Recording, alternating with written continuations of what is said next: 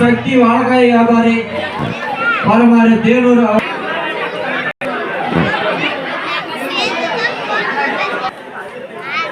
Under 14 state Tirunelveli மாவட்டத்திற்காக விளையாடிய வீராங்கனை என்பதை பெருமகிழ்ச்சியுடன் தெரிவித்துக் கொள்கிறோம். ஓபன் மேட்சில் முதல் போட்டியில் கலந்தாட கொண்டிருக்கிறார்கள். இவர்களது போட்டி எப்படி தான் நிர்ணயிக்க முடியும், வெற்றி யாருக்கு என்பதை காத்திருந்து பார்ப்போம்.